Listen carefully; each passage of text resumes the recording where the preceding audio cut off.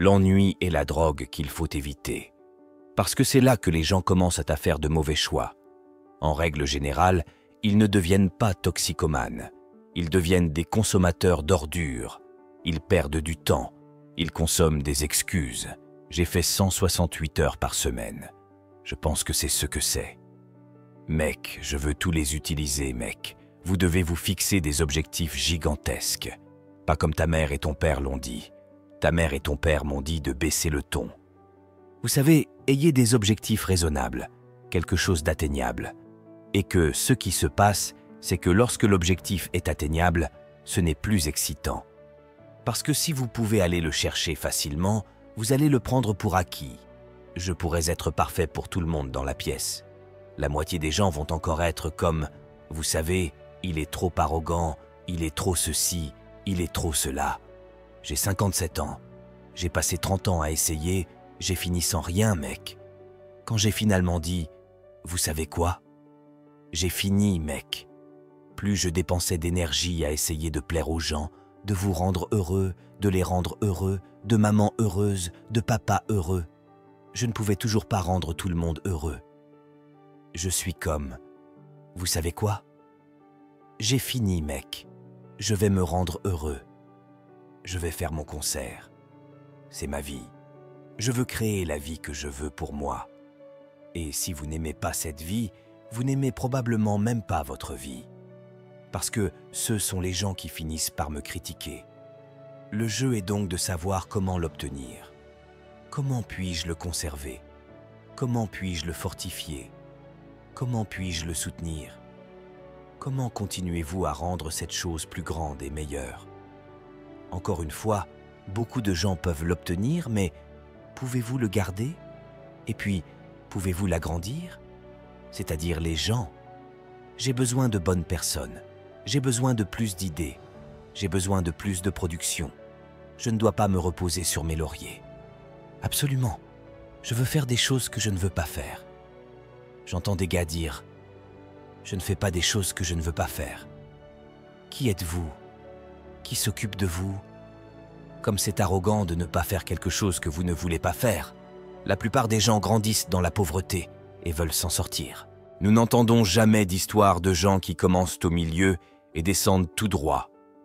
D'accord. Et je suis descendu tout droit, puis je suis descendu, puis je suis descendu. Je suis un gars qui a grandi dans la classe moyenne. Tout. Ce que je fais, c'est prendre de la drogue toute la journée. Je n'apprends rien. Rien. Un soir, il y a une affaire qui se passe chez moi. Moi et un autre copain le sommes. J'ai ouvert la porte pour faire sortir ce mec et cet autre gars a sauté sur cette marche, m'a mis un pistolet de calibre 45 en plein visage, littéralement ici en plein visage, a coincé le canon en plein dans ma tête. Vous pouvez voir la cicatrice juste ici. D'accord. Puis il a pris l'arrière de celui-ci et a commencé à marteler les deux côtés de ma tête, sous la bouche, sur le dessus de la tête. J'ai mis 67 points de suture à la tête et au visage et je suis allé à l'hôpital 28 jours plus tard. J'étais dans un centre de traitement pour toxicomanie et j'ai finalement mis mes 2 premiers jours sans consommer de drogue ensemble. Mais plus important que de ne pas faire quelque chose, j'ai commencé quelque chose ce jour-là. Je vais devenir quelqu'un. Si vous allumez la télévision, vous allez entendre de mauvaises nouvelles, de mauvaises nouvelles, de mauvaises nouvelles. C'est déjà assez grave. Mais alors, les publicités qui suivent les mauvaises nouvelles, êtes-vous déjà malade? Vous avez mal aux jambes? Je veux dire, c'est publicité après publicité après publicité sur les raisons pour lesquelles vous vous êtes senti coupable. C'est un peu comme si nous revenions à ceux dont nous parlons en ce moment. Pourquoi suis-je si vivant? C'est parce que je veux être dans le cycle ascendant, quel que soit mon âge. Je veux être dans le cycle ascendant de la création.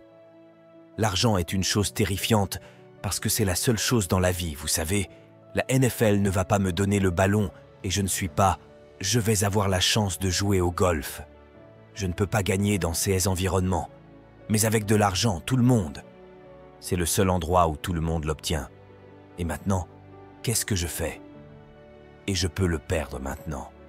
C'est donc un concept terrifiant. Vous savez, Très peu d'entre nous ont une quelconque influence ou un quelconque pouvoir, n'est-ce pas? Une fois que vous l'avez, vous vous dites « Hé, qu'est-ce que je fais avec ça? Est-ce que je vais en faire ce qu'il faut ?» Et donc je pense que les gens se retiennent parce qu'ils ne le font pas. Nous ne sommes pas éduqués sur l'argent. Nous ne savons pas d'où il vient. Nous avons beaucoup de désinformations à ce sujet. Nos parents nous terrifiaient. Vous savez, l'argent ne pousse pas dans les arbres. Économisez votre argent. Cela vous épargnera toutes ces choses. Nos parents nous l'ont dit parce qu'ils étaient accablés par le même genre de passif en matière d'argent, n'est-ce pas? Je ne sais pas comment l'obtenir. Je ne sais pas comment le garder. Et la troisième, la pire partie dans laquelle nous sommes tous, c'est que je ne sais pas comment l'investir. Et c'est ce que nos parents n'ont pas compris. D'accord. Alors Bob ou Betty sortent et ils travaillent, et ils gagnent. Ils se débrouillent très bien, et ils gagnent 200 000 $ par an. Peut-être qu'ils sont en ligne en train de faire des ventes en ligne, de l'agitation. Échanger ce qu'ils ont de plus précieux. C'est ce que j'ai fait pendant 25 ans.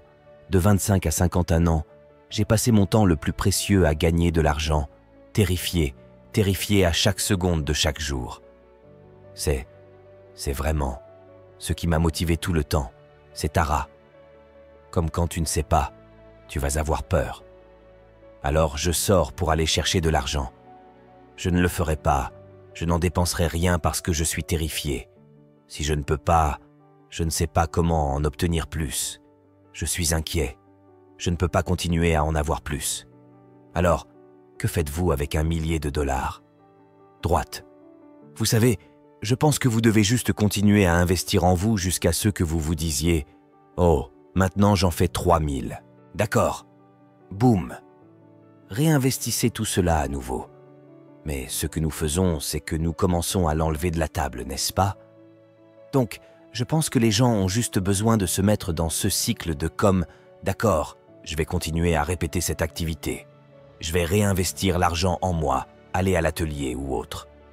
Lundi, j'ai dû me démener à nouveau jusqu'à ce que « D'accord, maintenant j'en ai 4000.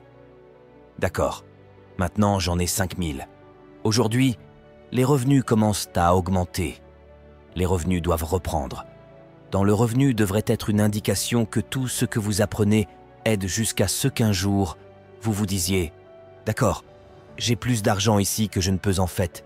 Il n'y a rien que je puisse faire pour vous débarrasser de cet argent. » Vous ne devriez pas mettre de l'argent dans une maison.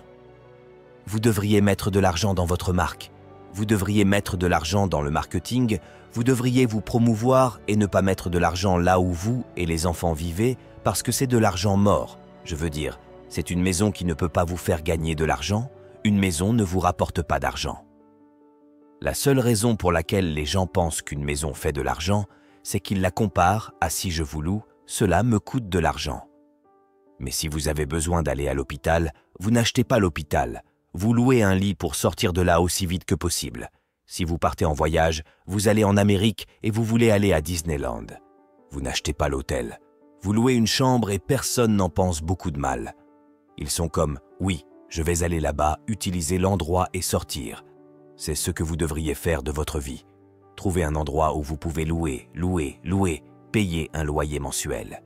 Ne soyez pas propriétaire de la maison et ne prenez pas tout l'argent que vous auriez investi dans l'achat de la maison, la mise de fonds, l'argent supplémentaire, la réparation.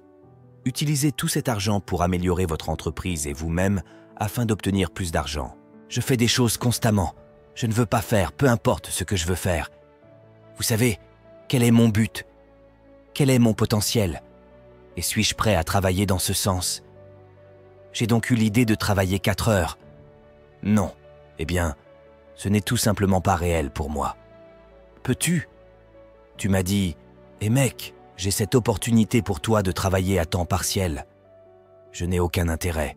Je veux être bon dans ce que je fais et je sais que sans lire un livre, je dois consacrer du temps et de l'énergie à des efforts et je dois frapper, je dois être fréquent. Je n'ai jamais été bon à quoi que ce soit. Tout est pris, ça a été beaucoup de travail pour moi. Donc, tout pour moi, que je sois ce petit enfant non coordonné, il m'a fallu beaucoup de temps, vous savez, il m'a fallu 30 ans pour trouver un emploi. le succès ou n'importe quel sentiment de « d'accord, je commence à me retrouver, vous savez, probablement 2 ou 3 000 engagements de conférences avant de me sentir à l'aise sur scène. 3 entreprises qui étaient en train de faire des embouteillages avant que je ne dise « vous savez, vous pourriez en fait être un homme d'affaires légitime. Vous savez, maintenant, nous en sommes à cette entreprise.